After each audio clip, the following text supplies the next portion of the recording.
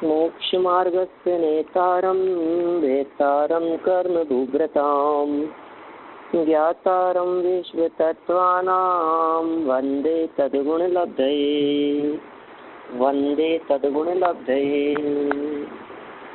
तत्वार्थ सूत्र की यह तत्वार्थ राजवार्तिक नामक टीका है और आचार्य अकलंक देव के वचनों के आधार पर हम मध्य लोक की संरचना को समझने का प्रयास कर रहे थे।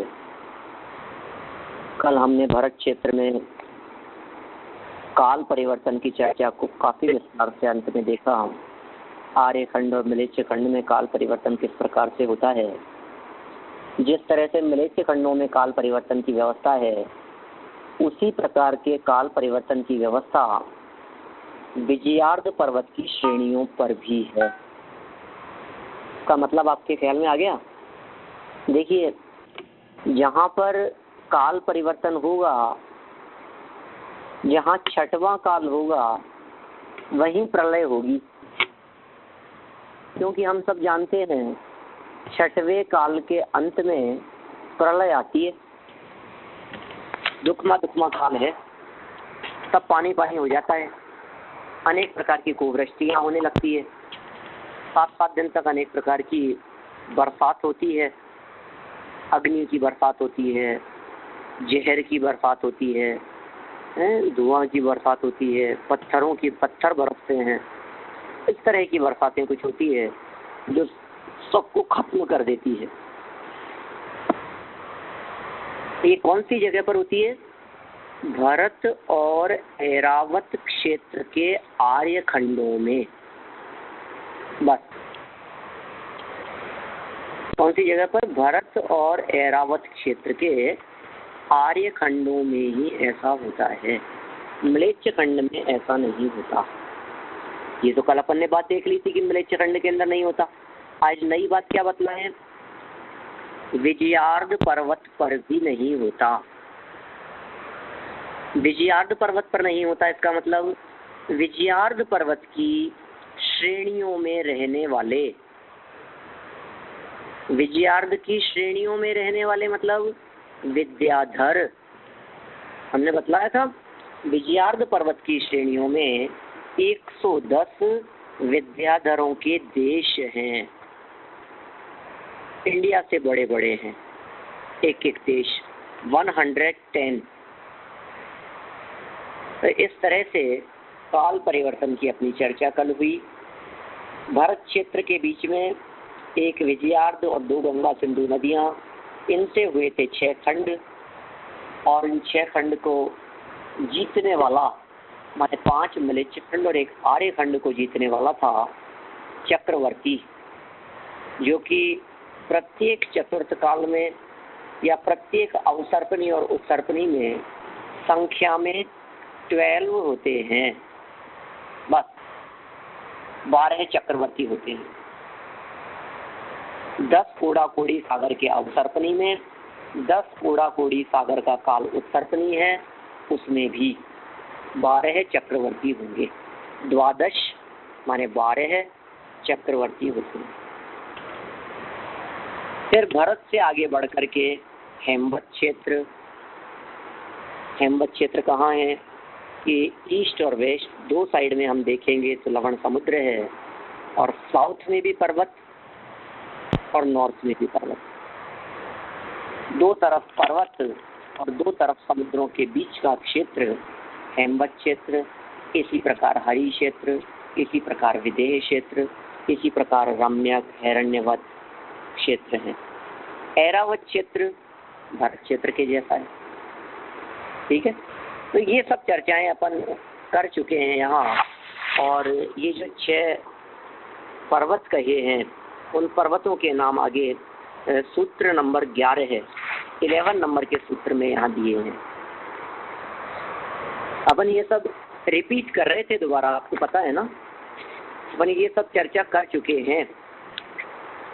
10 नंबर के सूत्र तक की चर्चा तो हो चुकी है विस्तार से। 11 नंबर के सूत्र की चर्चा से अपने को आगे बढ़ना है। ठीक है, कि शायद 10 नंबर के सूत्र की चर्चा में भी कुछ प्रकरण बचा है, पढ़ लेते हैं अपन, क्या फर्क पड़ता है उसमें। विदेश क्षेत्र, सुमेरु पर्वत, और ये सब चर्चा कर चुके थे हम शिकागो से। जब मैंने क्लास ली थी उस समय ये सब बात हो गई थी। मैंने पिछले 2 दिनों के अंदर उसको काफ़ी वापस रिपीट भी किया है। आप देखिए आगे page number 382, paragraph number 14-16,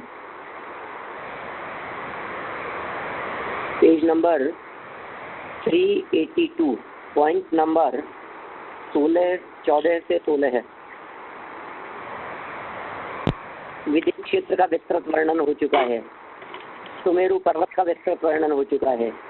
Sumeru पर्वत के शिखर पर पांडुक शिला में, पांडुकंबला शिला पर, रक्त शिला, रक्त कंबला शिला पर बाल तीर्थंकरों के जन्माभिषेक होते हैं। संभव से यह चर्चा भी अपेक्षित विस्तार से हो चुकी होगी, नहीं हुई तो आप लोग बतलाइए मुझे। मैं अभी उस बात को दोहराता हूँ कि बाल तीर्थंकरों का जन्माभिषेक कहाँ होता है, कैसे होता है, वो कौन सी जगह है, कौन सा क्षेत्र है। याद है किसी को कुछ? ऐरावत क्षेत्र के तीर्थंकरों का जन्माभिषेक कहाँ होता है?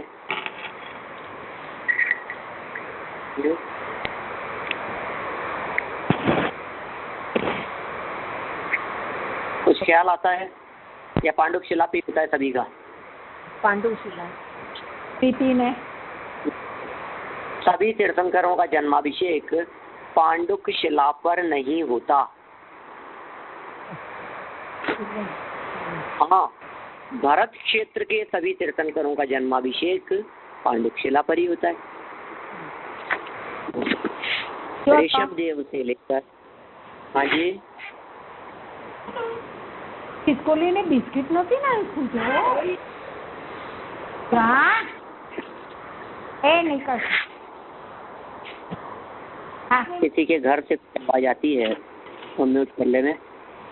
देखिए, भरत क्षेत्र में ऋषभ देव से लेकर महावीर स्वामी तक 24 तीर्थंकर हुए। ठीक है, इन 24 तीर्थंकरों के जन्माभिषेक की यदि हम बात करें तो इन 24 तीर्थंकरों का जन्माभिषेक सुमेरु पर्वत, जिसका नाम सुदर्शन मेरु पर्वत, उस सुदर्शन मेरु पर्वत के पांडुक वन, चौथा वन है, उस पांडुक वन पर 4 तरफ 4 शिलाएं हैं, चारों दिशाओं में। उनमें से ईशान दिशा की ओर है कौन सी शिला? पांडुक शिला, उस पर होता है।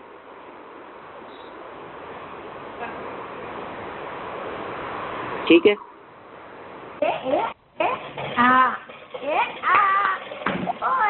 કોઈના ઘરમાંથી અવાજ આવે છે, પ્લીઝ મ્યુટ કરી દો।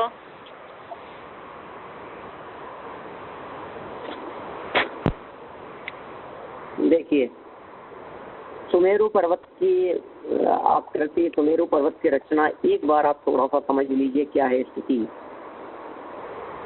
वैसे मैंने इसके बारे में, मुझे ध्यान है, शिकागो से मैंने बोलते समय ऐसा कहा था उस समय कि ये वर्ल्ड का एक वंडर है।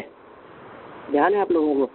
और शायद मेरे से नवीन भाई ने कहा भी था इस तरह का कुछ ऐसा कि वास्तव में कैसा वंडर होगा, ये कितना बड़ा है। क्योंकि जितने वंडर दिखते हैं दुनिया में, आईफिल टावर हो चाहे कोई भी हो, ये सब हाइट जिनकी ज़्यादा है और इतनी हाइट टिके हुए हैं और इतनी ऊंचाई पर हैं, तो आप सोचिए ये कितना बड़ा आश्चर्य है ये दुनिया का कि 1 लाख योजन हाइट वाला सुदर्शन नाम का मेरु पर्वत, और न केवल आसमान को छूने वाला, अरे पूरे मध्य लोक को भेदता हुआ ऊर्ध्व लोक तक पहुंच गया। वो कितना विशाल पर्वत है, जम्बूद्वीप के सेंटर में है, सबसे मध्य में है। वो गोलाकार है, राउंड शेप में है। आप राउंड शेप में किसी भी आकृति की कल्पना कीजिए, दिमाग में सोचिए, उसको पिक्चराइज करने का प्रयास कीजिए अपने माइंड में। तो एक आकृति गोलाकार हमें दिखाई दे रही है राउंड शेप में। वो आकृति नीचे से ऊपर थोड़ी सी उठ रही है, उठते उठते थोड़ा सा ऊपर जाने पर चारों तरफ से कट गई।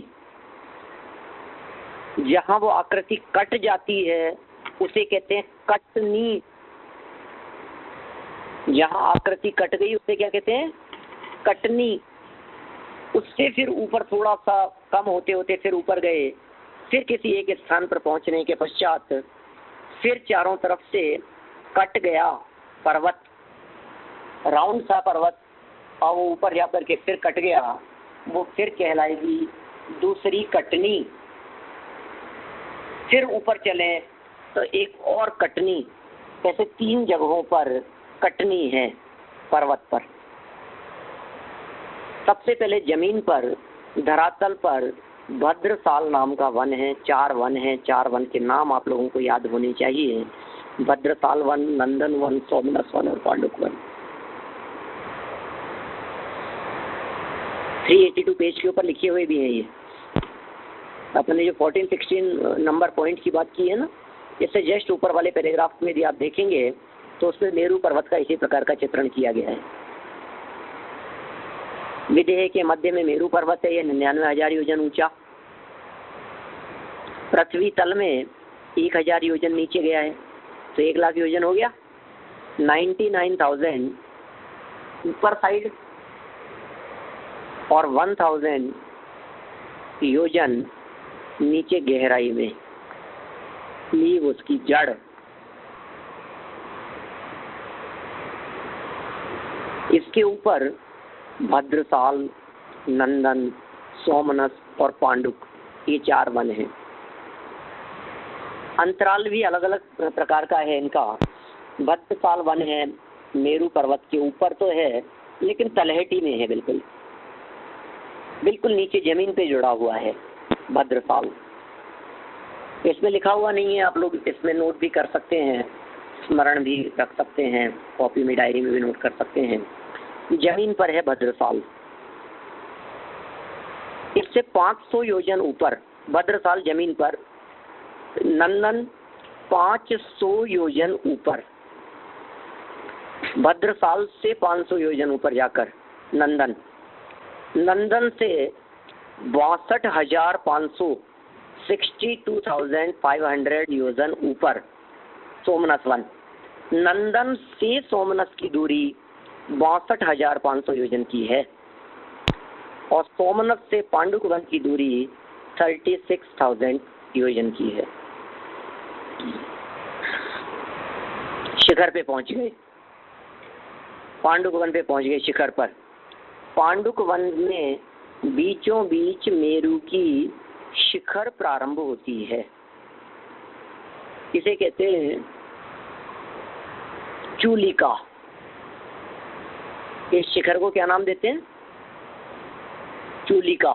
इसका नाम चूलिका है, जो कि शिखर है।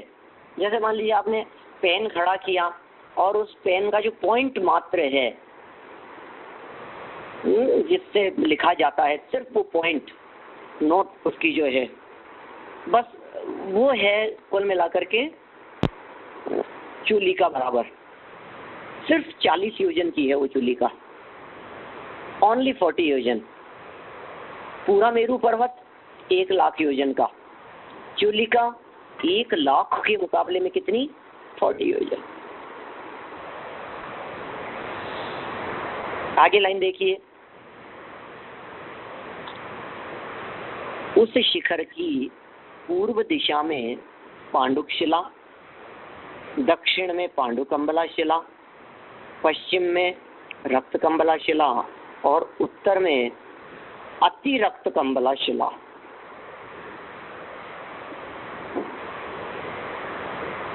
रक्तशिला और रक्तकंबला, ये रक्तकंबला और अति रक्तकंबला ऐसे नाम दे दिए, एक ही बात है। उन पर पूर्व मुख सिंहासन रखे हुए हैं, जिनका मुख पूर्व दिशा की ओर है, ऐसे सिंहासन वहां रखे हुए हैं। पूर्व सिंहासन पर पूर्व विदेह के तीर्थंकरों का, दक्षिण के सिंहासन पर भरत क्षेत्र के तीर्थंकरों का, पश्चिम में अपर विदेह के तीर्थंकरों का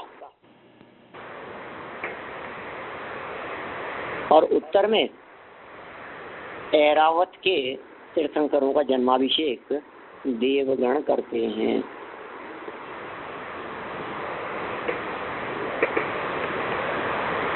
ये इन्होंने यहाँ जो बात कही है, थोड़ा सा इस चीज को लोग जो है ना सुधार सकते हैं, या पेज के लेफ्ट साइड में या कहीं भी आप नोट डाल करके लिख सकते हैं। इसमें थोड़ा सा मुझे लगता है अनुवाद में फ़र्क है, कुछ लिखने में अंतर है, क्योंकि ये सेट नहीं बैठ रहा है। एक तो पूर्व पश्चिम उत्तर दक्षिण दिशाओं के नाम इन्होंने दिए हैं, जबकि जो इसके महारथ ग्रंथ हैं चलो ये पन्नती आदि, उसमें ईशान आग्नेय नैऋत्य वायव्य दिशाओं का उल्लेख किया है। एक तो दिशा संबंधी थोड़ी सी निश्चय यहाँ दिखती है। इसके अलावा एक और बात यहाँ है कि इसमें लिखा है दक्षिण दिशा के सिंहासन पर भरत क्षेत्र के तीर्थंकरों का। अब दक्षिण दिशा के सिंहासन पर, तो अब ये दक्षिण दिशा के अंदर कौन सा था सिंहासन?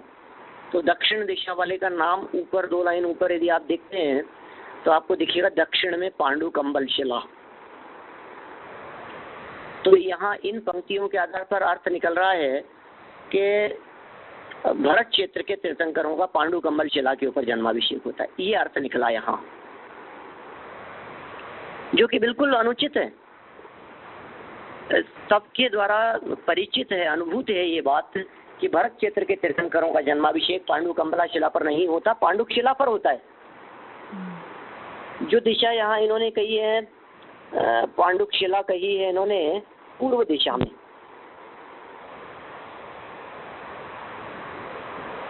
और पूर्व सिंहासन पर पूर्व विधेय के तीर्थंकरों का इन्होंने जन्माभिषेक कहा, तो पांडुक शिला के ऊपर पूर्व विधेय के तीर्थंकरों का जन्माभिषेक, ऐसा अर्थ निकलता है ना।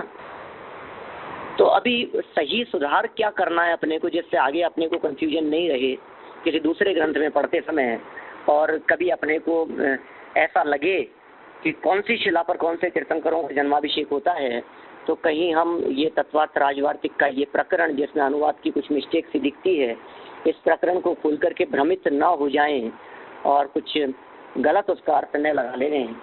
इसके लिए उचित यही है कि हम उस चीज़ को दूसरे प्रकार से भी इसके साथ में नोट डाउन करें। क्या है स्थिति, देखिए मैं आपको बतलाता हूँ। 4 शिलाएं हैं, क्रम से है। जो लोग डायरी पर नोट डाउन करते हैं वे वहाँ नोट कर सकते हैं। आप कल्पना कीजिए हम लोग साउथ में हैं। कौन सी जगह पर हैं हम लोग? भरत क्षेत्र। जम्बूद्वीप का नक्शा अपने उपयोग में लाइए। जम्बूद्वीप में हम लोग अभी एट प्रेजेंट में बैठे हुए हैं भरत क्षेत्र में, भरत क्षेत्र के आर्यखंड में बैठे हैं हम लोग। हमारी तरफ से यदि हम देखते हैं तो सुमेरु पर्वत हमारे को दिखाई दे रहा है नॉर्थ में। It's clear? सुमेरु पर्वत नॉर्थ में है। अब हम इसी अकॉर्डिंग दिशाओं का नामकरण करेंगे। दिशाओं के नाम हम इसी आधार पर कहेंगे कि हम साउथ में हैं और हमारे साउथ में खड़े होने पर कौन कौन सी दिशा कौन कौन सी तरफ है। तो देखिए, मेरू पर्वत के शिखर पर पहुंचे।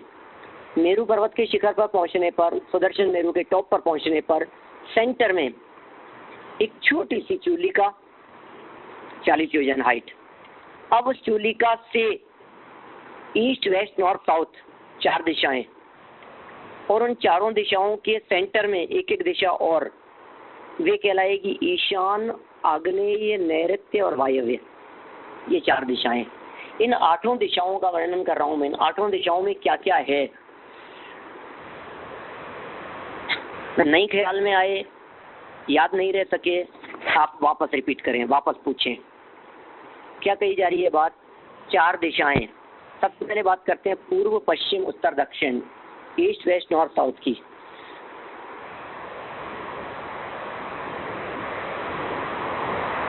क्या चीज होगी वहां पर? अकृत्रिम चैत्यालय। अकृत्रिम चैत्यालय मतलब क्या चीज है? कई लोग अकृत्रिम चैत्यालय का अर्थ भी नहीं समझते। मेरे से पूछा अभी कुछ लोगों ने रिसेंट में कि ये अकृत्रिम चैत्यालय किसने बनाए हैं इतने विशाल। तो मैंने कहा अकृत्रिम है। बोले हाँ हाँ अकृत्रिम के लिए पूछ रहे हैं, बनाए किसने हैं? अरे अकृत्रिम है, अकृत्रिम। अकृत्रिम मतलब नहीं बनाए हुए। अकृत्रिम मतलब जिनको किसी ने नहीं बनाया है, जो सदा से हैं, जो शाश्वत हैं। हमारा भगवान आत्मा अकृत्रिम है, किसी ने बनाया नहीं है। लोक में धर्म धर्म आकाश काल द्रव्य अकृत्रिम है। जीव द्रव्य पुद्गल के परमाणु अकृत्रिम है। अकृत्रिम नहीं बनाए हुए, वो ऐसा कैसे हो सकता है? ऐसा ही है, सदा से हैं वो। अकृत्रिम व्यवस्थाएं हैं, शाश्वत हैं, परमानेंट हैं। जो वस्तुएं अकृत्रिम होती हैं वे वस्तुएं नई भी नहीं बनी होती हैं और वे वस्तुएं नष्ट भी नहीं होती है। दो तरह की क्वालिटी होती है, नई भी नहीं होती और नष्ट भी नहीं होती। सदा से जैसी थी वैसी की वैसी रहेगी। कहाँ पर बतला रहे हैं अकृत्रिम चैत्यालय? भद्रसाल वन की चारों दिशाओं में, नंदन वन की चारों दिशाओं में, सोमनाथ वन की चारों दिशाओं में, पांडुक वन की चारों दिशाओं में। पांडुक वन टॉप पर्वत का शिखर है, ये सुमेरु पर्वत का शिखर। हम शिखर पे पहुंच गए। मान लीजिए पांडुक वन में हम लोग खड़े हुए हैं, तो हमारे को कोई चीज पूरा सपाट नहीं दिख रहा है वहाँ, क्योंकि सेंटर में 12 योजन की चौड़ाई वाली और 40 योजन हाइट वाली एक चूलिका हमारी आंखों के सामने है, जो हमारे मार्ग को रोक रही है, हमारी दृष्टि को अवरुद्ध कर रही है। उसके कारण हम उसके अपोजिट साइड में क्या है वो देख नहीं पा रहे हैं। ठीक है, क्या है उसमें हाइट एंड 12 योजन क्या बताया? 12 योजन उस चूलिका की क्या कहेंगे उसे, बेस जहाँ है उस जगह पर उसका डायमीटर है 12 योजन। विस्तार? चूलिका भी जो है ना वो राउंडेड है। राउंडेड है तो उसका विस्तार हो गए तो उसका डायमीटर होगा। राउंडेड है ना। अच्छा, तो उसके बॉटम की बात कर रहे हैं, माने वो 12 योजन ईस्ट वेस्ट नॉर्थ साउथ वाला करीब 36-37 योजन के आसपास राउंड वाली वो चूलिका हो गई। 3 टाइम्स होगा ना उसका सर्किल। 2πr सूत्र होता है, तो लगभग डायमीटर से 3 गुना करीब हो जाता है। रेडियस को डबल करके वो 3 गुना करीब हो जाता है। पाई मीन्स 22/7, तो 2πr उसका फार्मूला है उसका। तो 12 योजन का उसका डायमीटर है, तो वो करीब करीब 36-37 योजन के आसपास का उसका पूरा सर्कल होगा। तो हम जिस जगह पर ऊपर चूलिका के नज़दीक, चूलिका के दक्षिण दिशा में खड़े हैं, तो हमें नहीं पता कि उस चूलिका को जब पूरा राउंड लगाएंगे हम चूलिका के, तो क्या क्या मिलेगा हमारे को। अभी हम साउथ दिशा की ओर खड़े हुए हैं, हमने लेफ्ट साइड से चलना प्रारंभ किया, तो सबसे पहले क्या आएगा हमारे सामने? नैऋत्य दिशा। साउथ से वेस्ट की तरफ चलना प्रारंभ किया हमने, लेफ्ट साइड की तरफ चूलिका के राउंड लगाते हुए हम लोग साउथ में खड़े हुए हैं। साउथ में जैसे ही हम वहाँ ऊपर पहुँचते ही हमारे को दिखाई दिया अकृत्रिम चैत्यालय। 108 प्रतिमाएं, बहुत विशाल जिन मंदिर है, शाश्वत मंदिर है, प्रतिमाएं हैं वहाँ, सब कुछ हमने वहाँ दर्शन किए। उसने कहा चलो अपनी यात्रा को आगे बढ़ाते हैं, अपन आगे देखते हैं अपन इस पांडुक वन में और क्या क्या है। वन में गए घूमने के लिए, टहलने के लिए, गार्डन में गए ऐसा समझ लीजिए। पांडुक वन, वन बोले तो गार्डन, यहाँ फॉरेस्ट की बात नहीं है। ये जो वन है ना, ये वन एज ए गार्डन है, पिकनिक स्पॉट है ये। माने जो देवगति के जीव हैं वो यहाँ पर घूमने टहलने के लिए आते हैं। नंदन वन में, सोमनाथ वन में आपने ऐसी चर्चाएं सुनी होगी। सोमनाथ वन में उड़ जाऊं, नंदन वन से ले आऊं, ऐसे ऐसे मतलब बहुत भजनों में, गीतों में इस तरह की चर्चाएं, इस तरह की लाइनें कुछ पवैया जी ने दी है अपने विधानों में। तो नंदन वन, सोमनाथ वन, नाम इनका वन है, लेकिन एक्चुअल में ये बहुत रमणीक रमण करने योग्य ऐसे स्थान हैं जो चित्त को आकर्षित करने वाले हैं, अट्रैक्ट करने वाले हैं। ठीक है, तो हम ऊपर पहुंचे, नीचे से चलते जा रहे हैं। कितने हाइट पर पहुंच गए, कोई बता सकते हैं आप लोगों में से? हम लोग कितनी हाइट पे पहुंच गए हैं, अभी कहाँ खड़े हैं?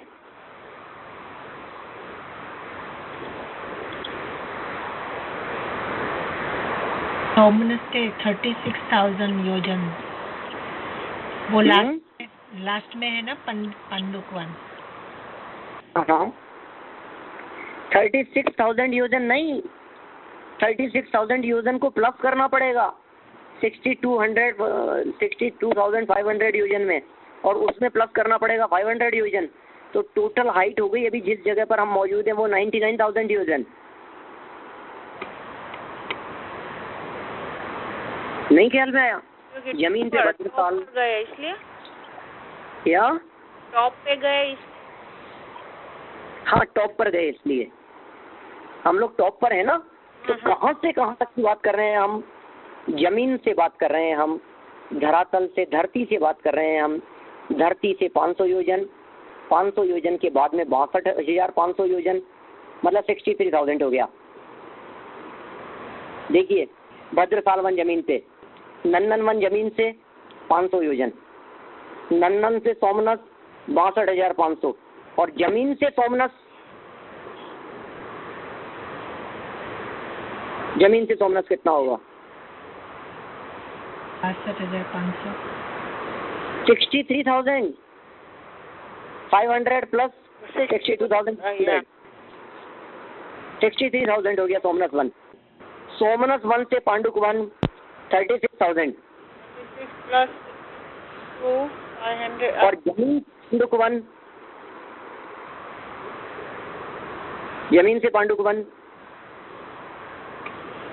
से टोटल होगा ना सबका? हाँ, टोटल होगा सबका टोटल होगा ना। जैसे हमने कहा शिकागो से डिट्रॉइट और फिर डिट्रॉइट से टोरंटो, तो शिकागो से डिट्रॉइट समझ लीजिए आप, जो भी मेरे को आइडिया नहीं है, लेकिन मान लीजिए आप 500 मील, और डिट्रॉइट से टोरंटो मान लीजिए आप 300 मील। तो हमने पूछा शिकागो से टोरंटो तो कितना होगा? 300 मील? नहीं नहीं नहीं, वो वाया डिट्रॉइट होकर के गए ना, तो वो प्लस होगा उसमें, तो 800 मील हो जाएगा। तो हमने पूछा सोमनाथ से पांडुक कितना है, कि 36,000 योजन। तो नंदन से पांडुक कितना है? 98,500 योजन। और भद्रकाल से पांडुक कितना है? 99,000 योजन। प्लस करना है, कहाँ से कहाँ तक की दूरी पूछ रहे हैं, वो ध्यान में रखना है आपको। कितना इजी है, आपके नहीं समझ में आए फिर भी पूछिए। तो स्टार्टिंग फ्रॉम भद्रकाल का होगा, भद्रकाल से नंदनवन 500 होगा, 500 यस, और नंदनवन से सोमनाथ, राइट? नेक्स्ट 62,500, सोमनाथ से 36,000। हाँ, और सोमनाथ से पांडुक वन 36,000, और जमीन से पांडुक वन टोटल इज 99,000। 99,000। तो इट मीन्स यदि हम पांडुक वन पर खड़े हैं तो कितनी ऊंचाई पे खड़े हैं? 99,000 योजन की ऊंचाई पे खड़े हैं हम लोग। ठीक है, पांडुक वन जो है वो पूरा का पूरा पांडुक वन टॉप पर पहुंचने के बाद में, जैसे आपको ध्यान होगा मैंने सुमेरु पर्वत के बारे में बात की थी कि सुमेरु पर्वत ग्राउंड पर यदि हम बात करें, सुमेरु पर्वत तो 10,000 योजन का विस्तार है ग्राउंड पर मेरु पर्वत का। Left right east west north south कहीं भी देखें अपन तो वो कितना है? 10,000 योजन विस्तार सुमेरु पर्वत। गहराई 1000 योजन। आपको बिल्कुल पिक्चर ख्याल में आनी चाहिए, जो शब्द बोलता हूँ वो इस शब्द से उसका भाव वासन होना चाहिए, बिल्कुल क्लियर होनी चाहिए पिक्चर, तब जाकर के उसका भाव वासन होता है, उस चीज का मजा तब आता है जब अपन उसके साथ में बहुत आत्मसात हो जाते हैं, उसके साथ में तन्मय हो जाते हैं, तादाद में एक मेक होकर के हम उस चीज को अनुभव कर रहे हैं, तो मजा आएगा उस चीज का। मैं कहूँ चलो एरावत, तो आप लोगों को लगना चाहिए हम कौन सी जगह पे पहुंच गए।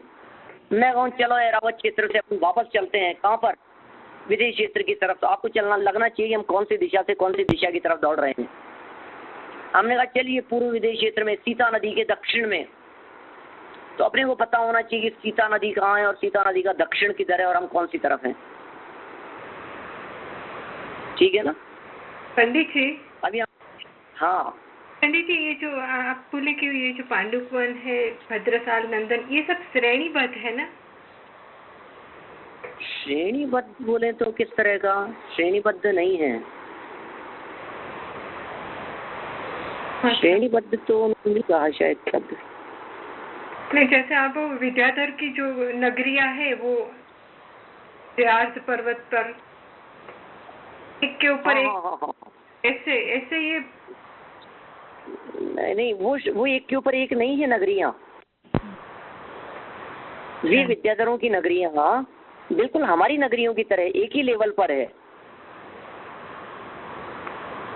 देखिए वापस थोड़ा सा कंफ्यूज नहीं हुई है, बहुत इजी बतलाता हूँ मैं बात। 25 योजन की हाइट है। किसकी हाइट बतला रहा हूँ 25 योजन की? बोलिए किसकी हाइट है 25 योजन की? 25 योजन। विजयार्ध पर्वत, विजयार्ध पर्वत भरत क्षेत्र के बीच में जो है उसकी हाइट है 25 योजन की। 25 योजन हाइट वाले विजयार्ध पर्वत में सिर्फ 10 योजन ऊपर जाने पर, ओनली 10 योजन ऊपर, सिर्फ 10 योजन की हाइट पर हम लोग गए। सिर्फ 10 योजन की हाइट पर हम लोग गए। बस वो पर्वत दोनों तरफ से कट गया और जिस जगह पर कटा है उस कटनी पर 110 नगरियां हैं।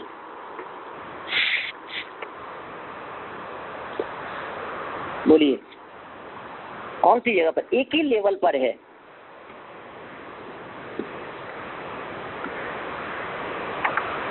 पचास नगरियां दक्षिण की तरफ और 60 नगरियां उत्तर की तरफ, 110 नगरियां हैं, एक ही लेवल पर है। जबकि ये जो वन है ये सब एक लेवल पर नहीं है, इनकी तो हाइट अलग अलग है। आपको ऐसा लग रहा होगा यहाँ से यहाँ तक ये किस जगह कैसे हुए ये वन, वापस विजुअलाइज करने का प्रयास कीजिए आप उसको। देखिए हमने कहा जमीन पर, तो तुरंत हमारे समझ में आए। आप एक उसकी कल्पना कीजिए, जैसे चौक होता है, जानते हैं आप चौक? ब्लैक बोर्ड पर काम में लिया जाता है। हाँ जी। जानते हो? हाँ। उसकी आकृति कैसी होती है, उसकी शेप कैसी होती है? फ्लैट। नीचे से थोड़ा चौड़ा होता है और फिर ऊपर से कम कम कम होता चला गया, इस तरह की होती है। आपने देखी है, महसूस कर पा रहे?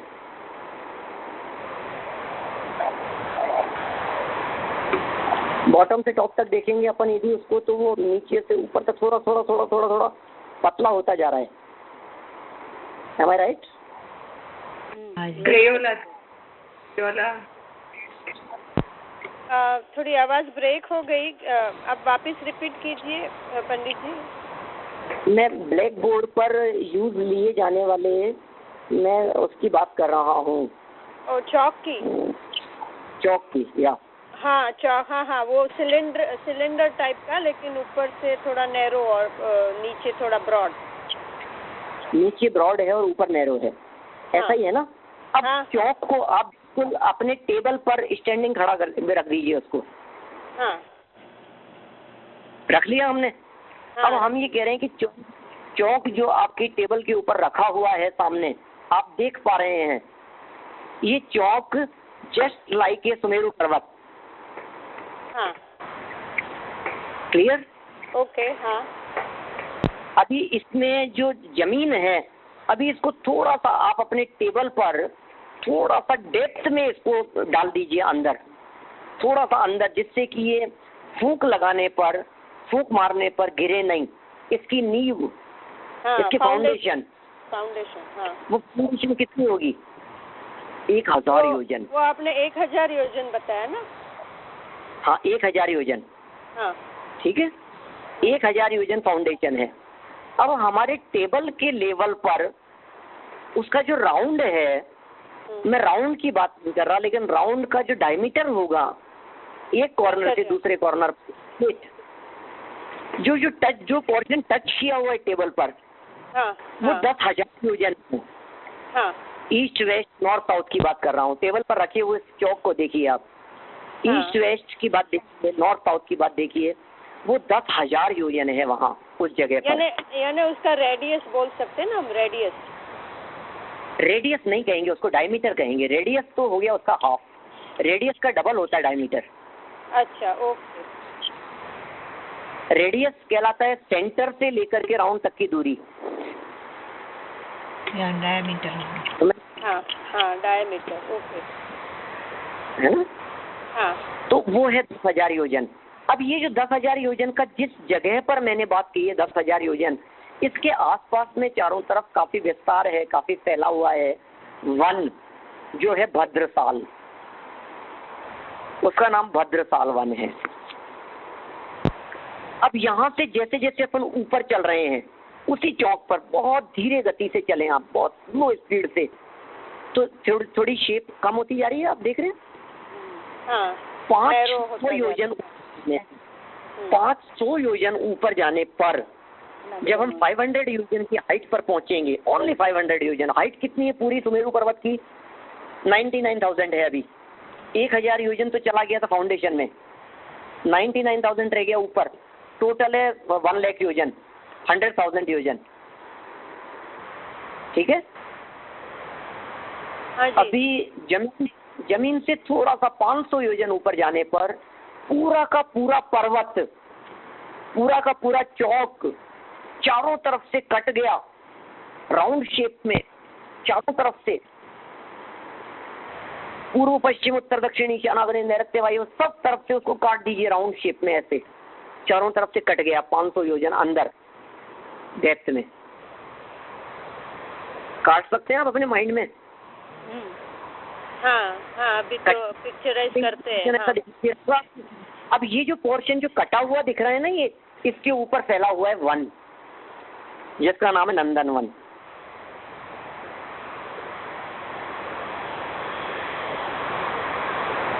आई क्या ख्याल में किसकी बात कर रहा हूँ मैं? हाँ अभी आइडिया आया। है ना, हॉरिजॉन्टल है ये।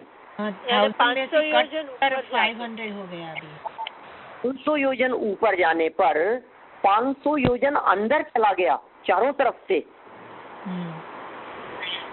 लेफ्ट राइट चारों तरफ से राउंड, मतलब उस गोलाकार, समझ लीजिए जैसे अपनी बॉडी को देखिए आप, अपनी बॉडी पर चलते चलते अपनी गर्दन, नीचे से अपनी बॉडी पर चलते चलते एकदम गर्दन पर पहुंचे तो चारों तरफ से कट गया ना, मतलब चारों तरफ से तो नहीं दिखता है ये, इधर कंधों की तरफ से 2 साइड से कटा हुआ दिखता है। गर्दन पे पहुंचने के लिए 2 साइड से नहीं, उतना स्पेस मिला वो वन को सिट करने के लिए, उसको बैठने के लिए। हाँ, इतना स्पेस मिल गया हमारे को 500 योजन का। इस वन के पूर्व पश्चिम उत्तर दक्षिण ईस्ट वेस्ट नॉर्थ साउथ दिशाओं में वही 4 चैत्यालय हैं, जैसे 4 चैत्यालय भद्रसाल वन के ऊपर थे। ठीक है, जमीन पे थे 4, 500 योजन ऊपर जाकर कट करके नंदन वन थे, फिर अगेन 4, यहाँ से फिर चलिए पर्वत, वही चौक देखिए आप। अब ये थोड़ा समय 11,000 योजन तो लगभग स्ट्रेट चलता है, फिर थोड़ा सा नैरो होता हुआ ऊपर चलते चलते चलते चलते चलते चलते और 62,500 योजन और हाइट पर पहुंचने के बाद, कहाँ से? नंदन वन से 62,500 योजन और हाइट पर चलने के बाद फिर वही पर्वत चारों तरफ से कट गया 500 योजन अगेन, और उस पर एक और वन है, उस वन का नाम क्या है? सोमनाथ वन। समझ रहे हैं कौन सी हाइट पर आ गए? 62,500 की हाइट। 62,500 plus 500. तो कितना हो गया टोटल, कितनी हाइट पे आ गए अपन? 63,000. 63,000। ओके, अब यहाँ से फिर वही धीरे धीरे वही पर्वत कटता हुआ, वैसे एग्जैक्ट तो क्या है 11,000 योजन सीधा जाएगा और 25,000 योजन होता हुआ जाएगा, तो टोटल 36,000 योजन हाइट पर पहुंचेंगे अपन। ચાલુ કરી તો પ્રી કોન્ફરન્સિંગ ઓનલાઈન હતું તો ચાલુ કરી તો પેલું 5 મેરુનું સમજાવે છે। हेलो, आपका फोन कर दीजिए प्लीज, जहाँ से बात आ रही है। बस 2-3 मिनट में खत्म करता हूँ मैं, 2 मिनट में ज़्यादा से ज़्यादा। अभी 36,000 ले गए हम और अभी पहुँच गए जमीन से लेकर के 99,000 की हाइट पर।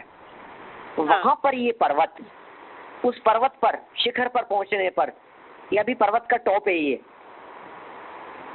मेरू पर्वत के टॉप पर पहुँच गए। वहाँ टॉप पर कौन सा वन है? पांडुप वन। हाँ, मैं पूछ रहा था कि बॉटम पर सुमेरु पर्वत कितनी चौड़ाई वाला था? 1,000 10,000 योजन।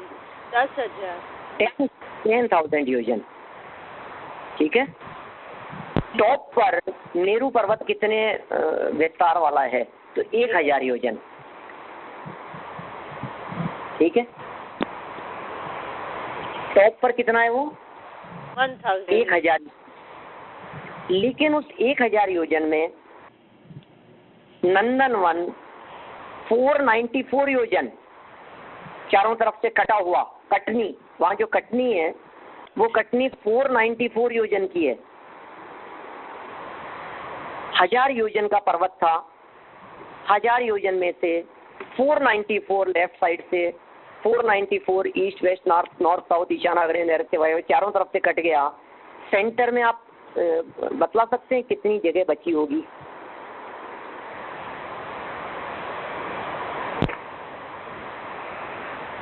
अभी 1,000 योजन की चौड़ाई बची है और है 494 चार तरफ से, तो ये तो डायमीटर में से कट गया ना? डायमीटर में से कटेगा ना? 494 कटा चारे बाजू, सब तरफ से 494 कट गया, तो 1,000 माइनस 494 और ईच नहीं, अपनी डायमीटर की बात कर रहे हैं यदि, तो 2 साइड से कटा हुआ देख पाएंगे अपन, नापना है ना अपने को। सब तरफ से 494 कट, सिर्फ 12 योजन रह जाएंगे। 12 योजन रह गया डायमीटर, सेंटर में जो चीज बचेगी उसका, सेंटर में जो एरिया बचेगा वो एरिया 12 योजन का रह जाएगा। और वो नंदनवन है ना, नंदनवन कहा ना उसको? नंदनवन पांडुप शिला है वहाँ पर, पांडुप शिला। बाल तीर्थंकरों का जन्माभिषेक होता है उन शिलाओं के ऊपर। हाँ पंडित जी। हाँ हाँ, ये जो सारे नाम है ना, पांडुप वन और नंदनवन, ये सब नामावली किसने की है? कहाँ से हुई है? ये सब जो नामावली है अकृत्रिम है, शाश्वत है। ओके। और केवली के ज्ञान में आके फिर वो दिव्य ध्वनि से हमें मिली। बिल्कुल केवली के ज्ञान में आई है, परमानेंट नाम है, किसी भी शास्त्र में उठा करके देखें, कहीं भी उठा करके देखें, यही नाम है इनके। हाँ जी। अभी मुझे ये बतलाना है कि वो जो चूलिका जिसकी मैं बात कर रहा था, जो शिखर पर जो मौजूद है, वो 40 योजन उसकी हाइट है, 12 योजन उसका क्या कहेंगे बेस है। ये 12 निकल थे, वो वही चूलिका का है ना? 12। हाँ वही चूलिका, बिल्कुल बिल्कुल वही। 494 जो कटनी है उसके ऊपर है पांडुक वन, 12 योजन हो गया इसका डायमीटर और 40 योजन की हो गई इसकी हाइट। ये चूलिका भी उसी तरह से ऊपर तक नैरो होती गई है, तो 12 योजन से घटती घटती ऊपर टॉप तक 40 योजन हाइट पर जाने पर मात्र 4 योजन की रह गई है।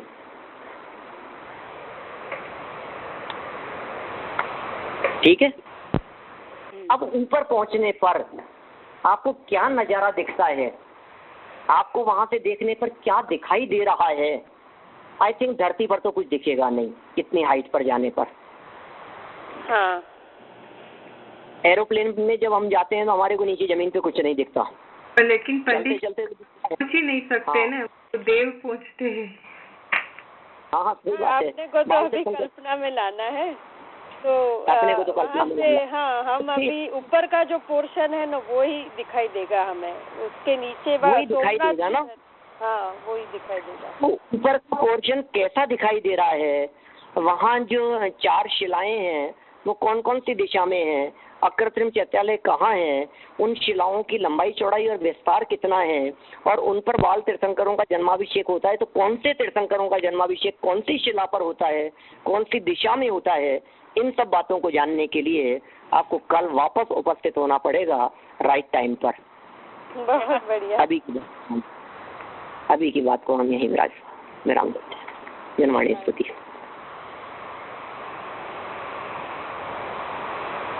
जावाणी के ज्ञान ते तुझे लोकालोक, तो वाणी मस्तक नमो सदा देत हूँ धूप, सदा देत हूँ। नौ बार